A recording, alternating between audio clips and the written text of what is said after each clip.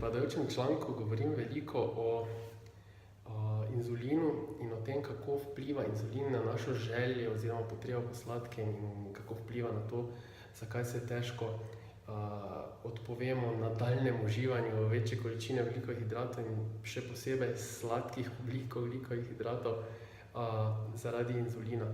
Zato bi rad tukaj malo več povedal o tem, kakšno vlogo ima inzulin, kako ga spremljati, kako nadzirati, da boste lažje nekako razumeli to dogajanje.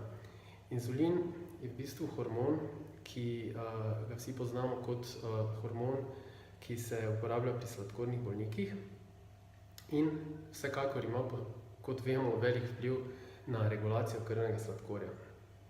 Zdaj pa, pri tem je pomembna vloga občutljivosti naših celic na inzulin. Se pravi, poenostavljeno povedano je to, kako se naše celice odziva na inzulin, ki se takrat veže na njih in sproži določene procese.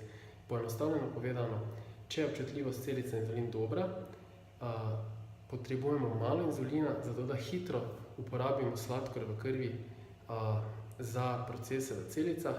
Če je občutljivost na inzulin slaba, pa potrebujemo veliko inzulina, predno se ti procesi sprovedejo in stečejo in naredijo tiste naloge, ki bi jih naj.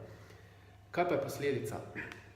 Posledica je ta, da če imamo visoko raven inzulina, to za sabo potegne en kup drugih negativnih učinkov in najhujši med njimi je v bistvu povišana stopnja vnetja, ki med drugim dela tudi poškodbe na stenah žil, na stenah črevesja.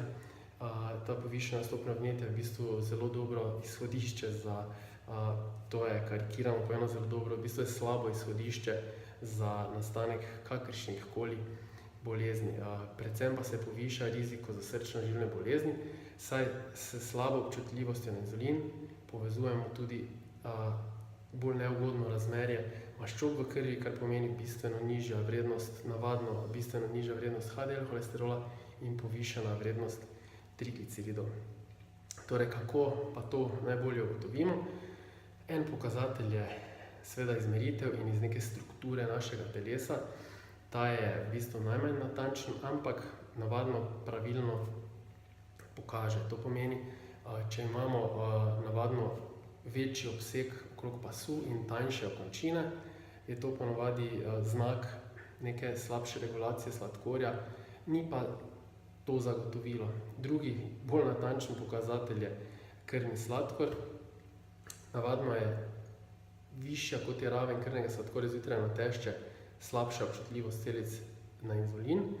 Najbolj natančen pokazatelj pa je, da izmerimo dejansko vrednost inzulina in že dovolj je, če jo pogledamo samo zjutraj na tešče, se pravi takrat, ko je po določenem postu, ponavadi nočnem postenju, ker smo po noči spali in nismo jedli, potreba po inzulinu najmanjša in vkolikor je vrednost inzulina zjutraj visoka, to navadno pomeni, da potrebujemo takrat, ko je več sladkorja v krvi, še več inzulina.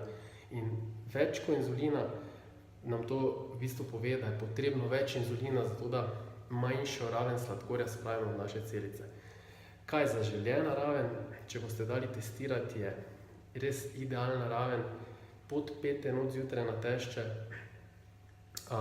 Višje, kot pa gremo nad 5, večja oziroma slabša je naša občutljivost celic na inzulin. To je zaenkrat v bistvu zelo dosti dodanega k temi, katera je že omenjena v članku.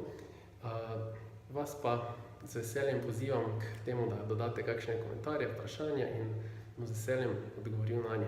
Adijo!